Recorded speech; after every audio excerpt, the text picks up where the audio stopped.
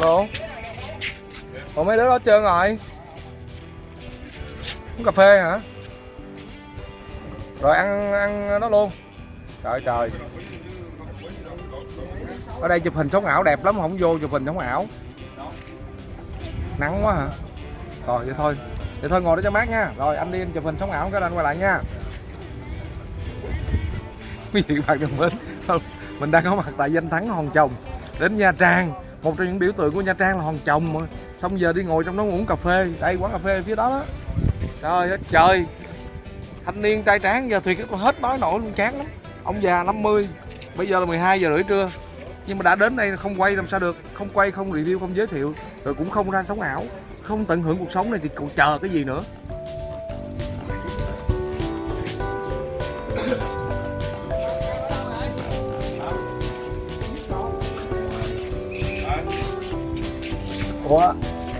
Ủa anh, cái này là Go có phải mua vé không? Dạ có vé. Có vé vào luôn hả? Dạ.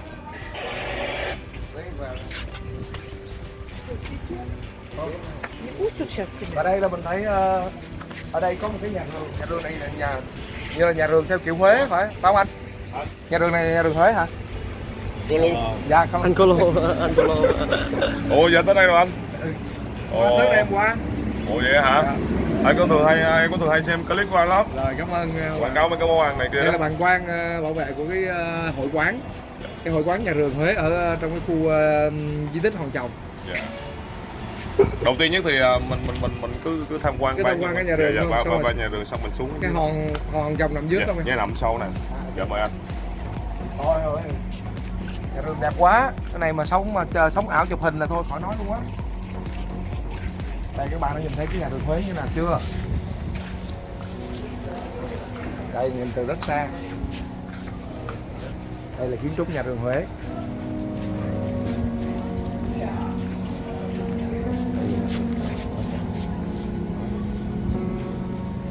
Ở đây mình thấy là có ba gian nhà rường Huế. 1, 2, 3. Và trong kia mình thấy có rất nhiều du khách luôn. Phía trước thì có nguyên một cái hồ sen. Cái hồ sen rất là đẹp.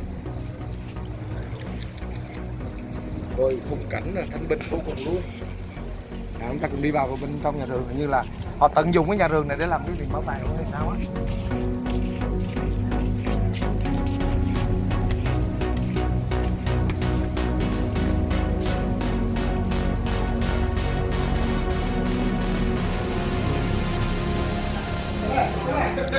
Ôi giời ơi, mẹ ơi, có một cái nhóm du khách ngồi đánh bài trong một cái khu di tích như thế này. Thật sự là bó tay luôn. Các bạn thấy không? Chúng ta đừng bao giờ như vậy nhé các bạn nhé. Hãy là những du khách, những người khách du lịch văn minh, lịch sự khi đến những cái khu di tích của các quốc gia.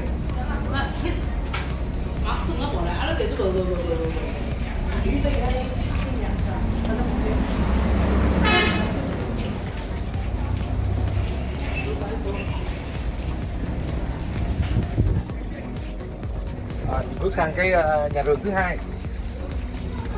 Ôi đẹp quá à. Rồi Quang cho mình tắm ở đây không? Hơi bị xuất sắc luôn.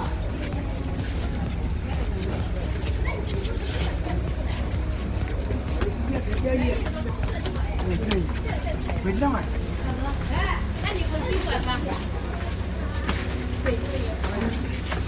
个呢，这我发球。不会的那个，以前油漆的。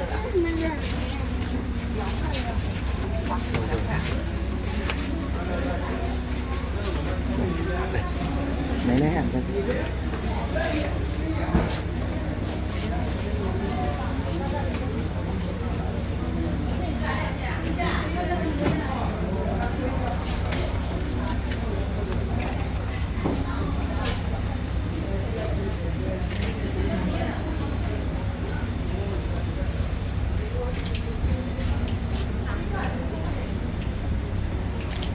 Thấy được nguyên cái dàn đường hay sao? Thấy không?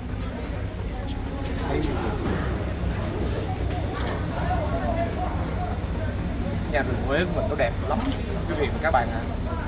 Mình sẽ dành thời gian để mình đi ra mình làm cái series khám phá về nhà rường Huế, sẽ gặp những nghệ nhân làm nhà rường Huế.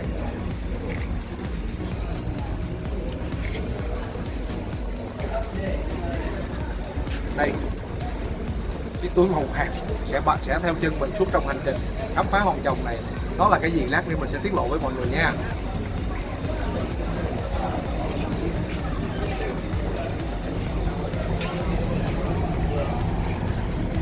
Ồ, có lẽ là sắp sửa ở đây sẽ có cái phần biểu diễn nghệ thuật. Mình thấy rất nhiều du khách mà đại đa số là du khách Trung Quốc.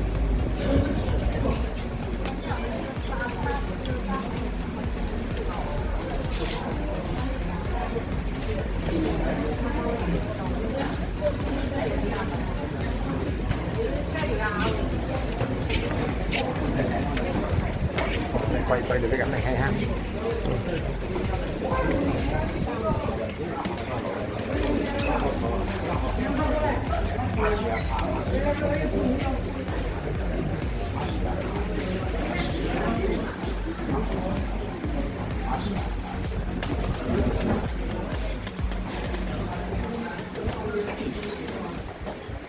Và bây giờ thì chúng ta sẽ cùng dành ít phút để lắng nghe.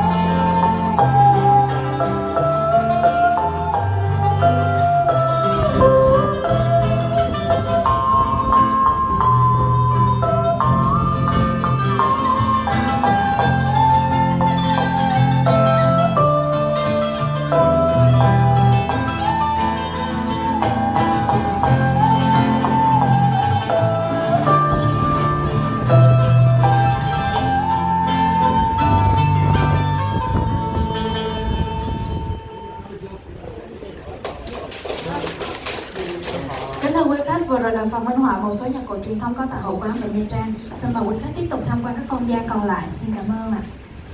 Ladies and gentlemen, our performance have just finished. You can go around visit the society. Thanks for your listening. 大家好，我们的演奏已经结束了，请大家往两边走出去，谢谢。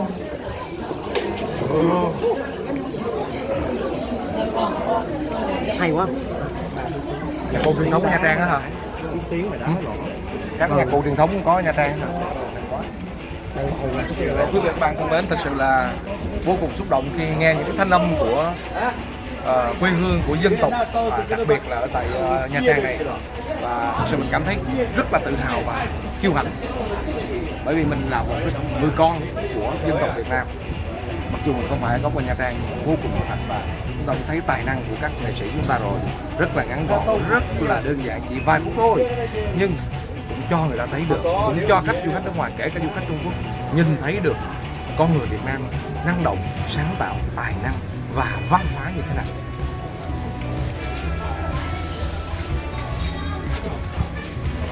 Đây bây giờ thì đây là một cái nhà rừng thứ ba, và mình nghĩ là chúng ta sẽ không cần phải đi làm nhà rừng thứ ba này nữa.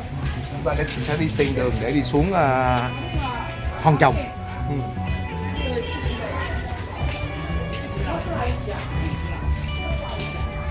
Đây phía bên kia, đây đứng từ đây chúng ta đã có thể nhìn thấy được cái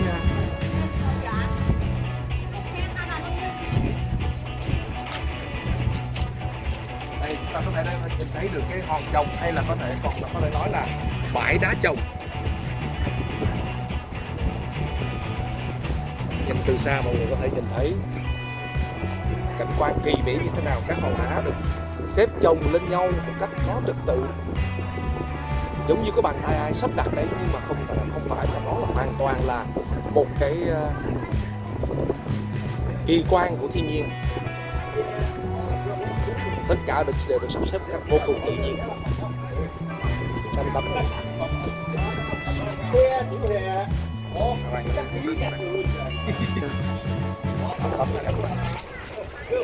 Yeah. Ok. Rồi nhìn luôn là nha. 1, 2, 3. Phương vô đây, nhớ đây. Vô làm tấm IS đi. Rồi.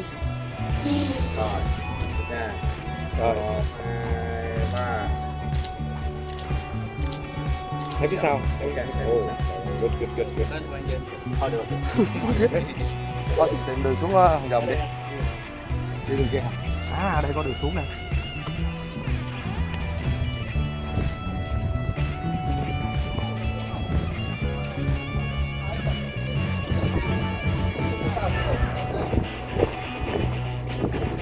Nãy giờ có ai thắc mắc về cái túi vàng này chưa? Mọi người đoán thử trong đây có cái gì?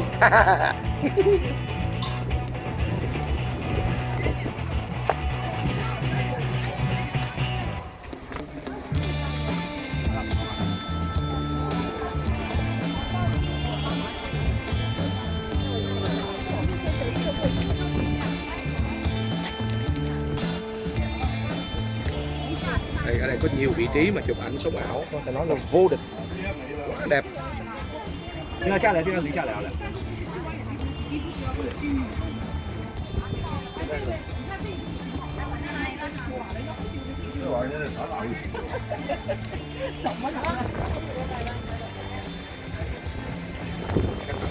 Đó.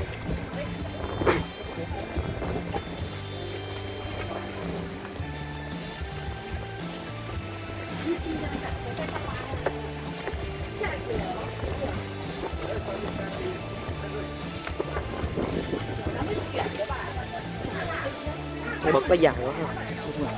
Bật dài.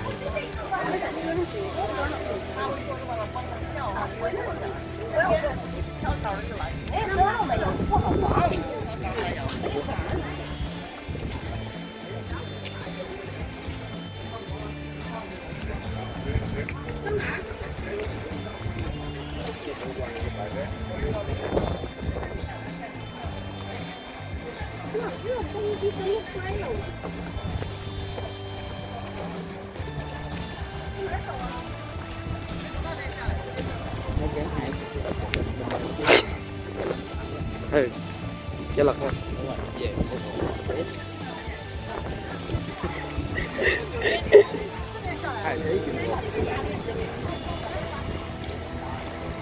Ôi, anh nghĩ là phô, quạt phô. Dạ.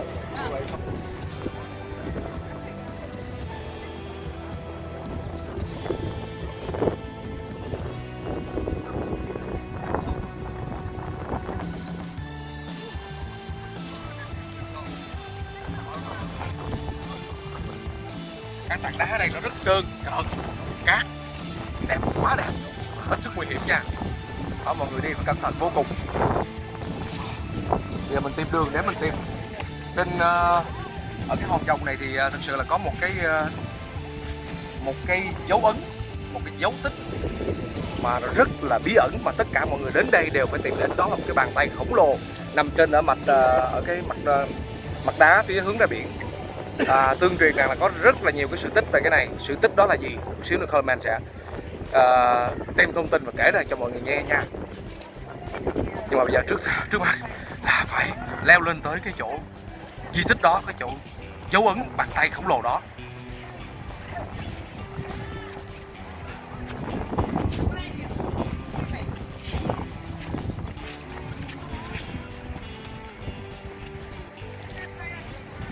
Không biết tìm được đi.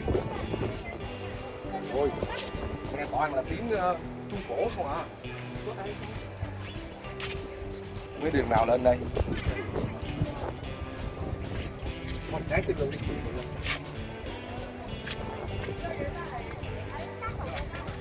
Ở đây có đường lên chắc chắn. Đường nào cũng về tới La Mã. Mọi người thấy không, trong lúc các đệ tử đang ngồi trên kia uống cà phê hóng mát hóng gió thì sư phụ nó vậy đó, còn hơn cả đường tăng đi thỉnh kinh. Cẩn thận nha, đừng va vô nha. Đá này anh đứng lên chụp không? Rồi, bà đứng lên cho thấy cảnh anh leo quanh kia. Rồi xong cái mình cắt máy xong rồi em mua quanh kia.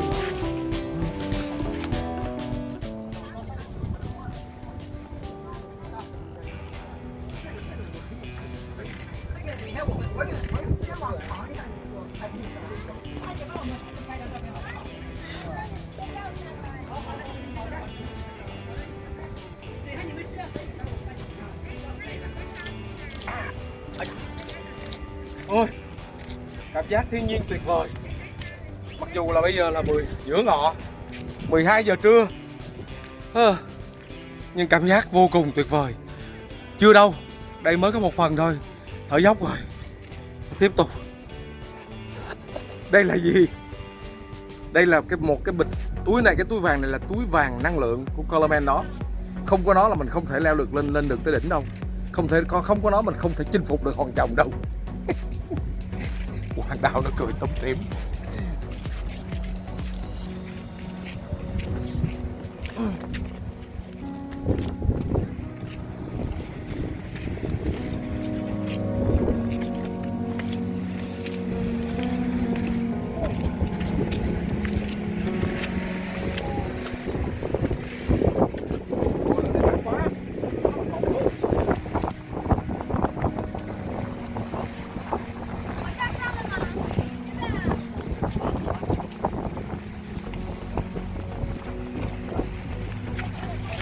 Rồi, và đây rồi quý vị và các bạn. Anh coi chân té. Đây. Phía trước mặt mình đó chính là nơi cái bàn tay khổng lồ. Xíu nữa chúng ta sẽ vào cùng xem. Đó, có hai người khách du lịch Nga ở đây. Đó, mọi người thấy không? Đúng như là 5 ngón. 1, 2, 3, 4, 5. Rất là kỳ lạ.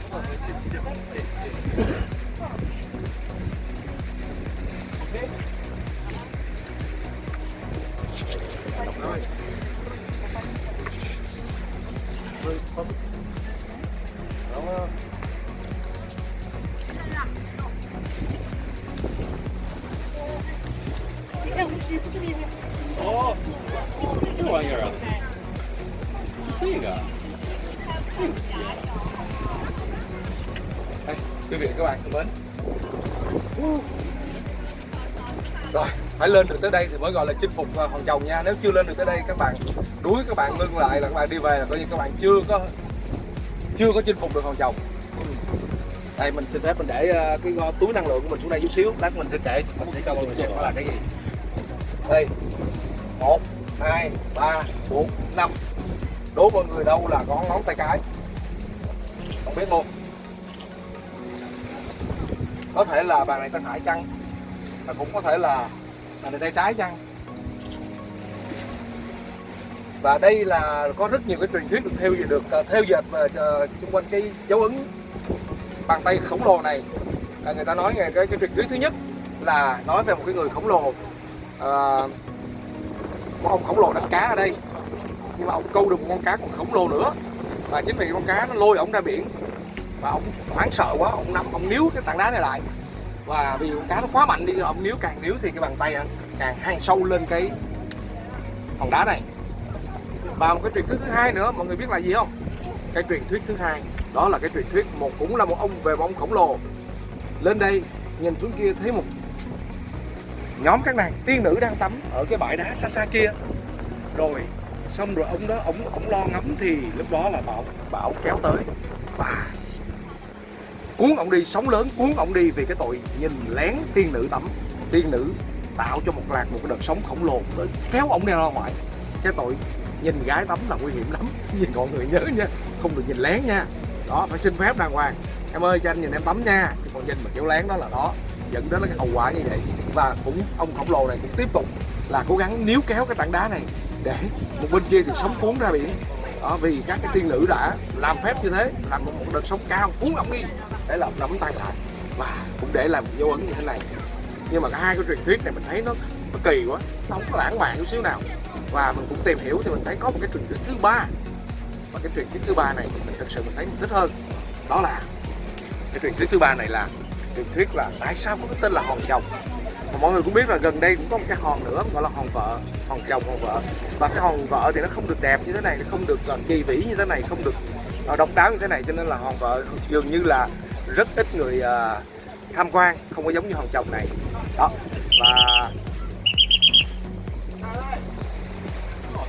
Và lý do là tại sao mà có cái tên hòn chồng hòn vợ thì đây mới là cái truyền thuyết thứ ba mà mình thấy nó hợp lý.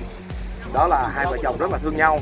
Đó, yêu nhau rồi ra đây xong rồi đánh cá, hai người cùng ra đây để câu cá, bắt cá thì vô tình có một cái đợt sóng lớn đến và cuốn trôi hai vợ chồng đi. Và người chồng thì vì cố gắng để cứu người vợ, nắm tay kéo người vợ lại, và người vợ vẫn bị sức người thì có hạn thôi, làm sao chịu nổi sức mạnh của thiên nhiên. Thế là ông ấy đành phải nhìn thấy cảnh nước lớn, sóng lớn cuốn trôi vợ mình ra biển xa. Và mặc dù như vậy nhưng cái dấu ấn ông ấy cố gắng níu kéo thật mạnh để kéo được vợ mình chống chọi lại sóng biển, nhưng mà sức người cũng không thể chịu nổi. Và đây là cái dấu ấn mà bàn tay của ông ấy để lại. Cái truyền thuyết thứ ba này nghe nó dễ thương hơn, nó lãng mạn hơn và nó nhân văn hơn rất nhiều, đúng không quý vị và các bạn? Cho nên mình thích cái truyền thuyết thứ ba. Nhưng mà hai cái truyền thuyết kia nghe cũng rất là buồn cười nhất là cái truyền thuyết thứ hai là nhìn tiên nữ tắm xong bị nước cuốn trôi. Rồi, thôi, như vậy là mình đã chinh phục được cái Hòn Chồng rồi, và mình đã đến được ngay cái vị trí này rồi. Bây giờ thì mình sẽ ngồi ở đây. Đây là túi năng lượng của mình. Túi năng lượng mình là cái gì? Mình sẽ cho mọi người xem túi năng lượng là cái gì nha. Và mình sẽ tự thưởng mình bằng cách mình sẽ sử dụng toàn bộ cái năng lượng trong cái túi này. Đó là gì? Xin mời mọi người cùng cái kênh comment theo dõi. Mình ngồi ra nắng luôn.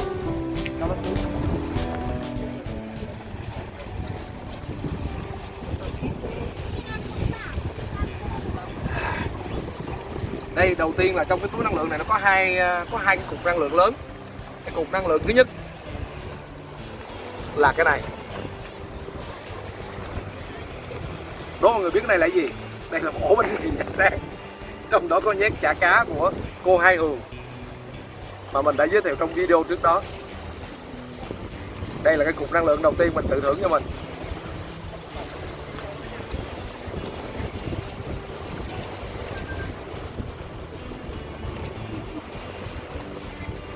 Một số người đang cho mình nghĩ là khùng, mình cũng đồng ý nữa.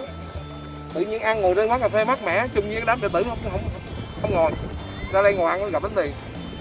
Không biết là cảm giác gió phật phật, biển xanh bao la, biển xanh cát trắng, những cái hòn đá chồng một cách mà tuyệt tác của thiên nhiên kỳ vĩ. Còn gì đặc biệt hơn nữa.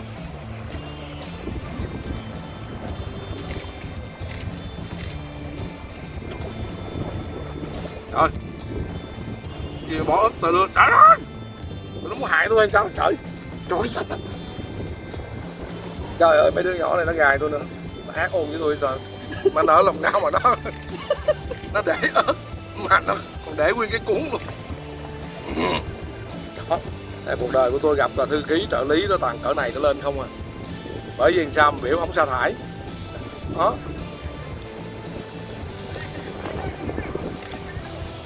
Trời ơi, nó bỏ với hại mình đã đành đi. Rồi bỏ ớt quá trời. Trời, mấy trang ép thiệt luôn á. Đứa nào là thủ phạm cái vụ này? Thôi cái là bớt.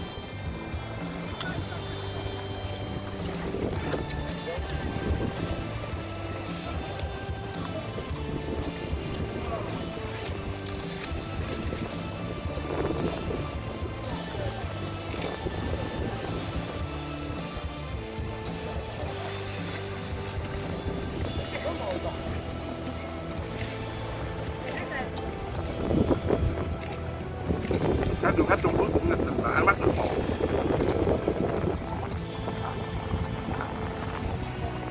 Chắc họ nghĩ là Trương Tuệ Kiện đi đâu lang thang, gặp thằng em đối thủ, gặp thằng anh đối thủ, Trương Tuệ Kiện ngồi đây.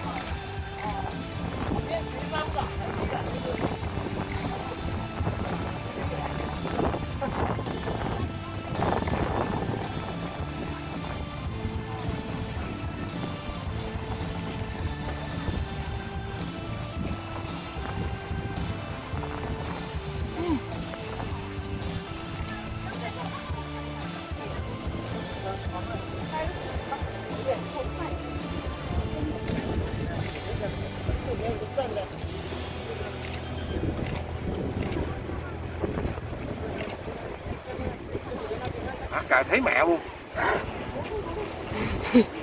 Chịu hết nổi. Chàng ác quá. Dám trôn cái vụ. Thôi mình chỉ xin dùng nửa cục năng lượng này thôi. Đây là cục năng lượng thứ hai, hy vọng sẽ giúp mình thoát khỏi cái cục năng lượng thứ nhất.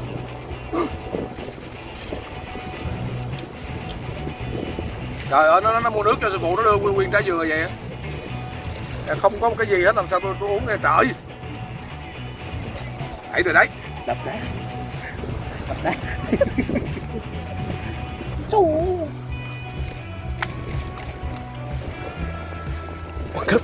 Đáng sợ không? Đập một cái là nứt trái dừa luôn, mọi người thấy chưa? Nội công của mình ghê gớm chưa? Đó, thêm một nhát nữa. Wow, xuất sắc chưa? Ha ha, cay quá mẹ ơi.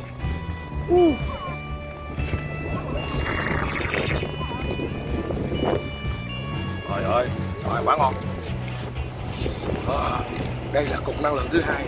Cục năng lượng này là cục năng lượng đã cứu phần thưởng quý nhất của mình trong chuyến chinh phục hòn chồng ngày hôm nay.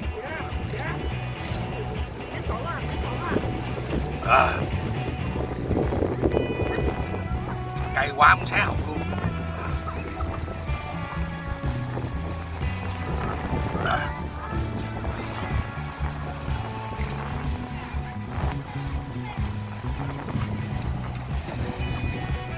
Cay quá.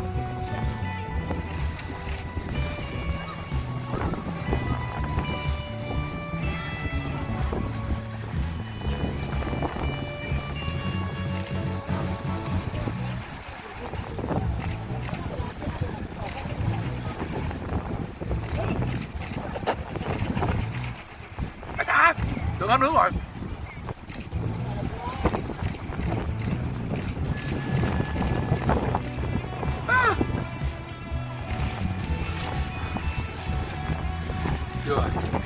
thôi cũng được đi, ác dễ sợ.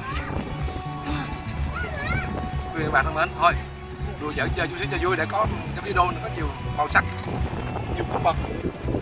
Vẫn còn nữa nguồn năng lượng này lát mình lên sửa tiếp. Rồi, Coleman xin chào tạm biệt quý vị và các bạn. Đây là Hòn Chồng Nha Trang. Các bạn nghe nó cười. Đây là Hòn Chồng Nha Trang. Học á, tại xã Vĩnh Phước, thành phố Nha Trang. Mình không biết có đúng cái tên xã không nha. Nóng quá, mờ mắt luôn rồi. Cây mờ mắt luôn, đúng nghĩa là cây mờ mắt. Chào tạm biệt quý vị và các bạn.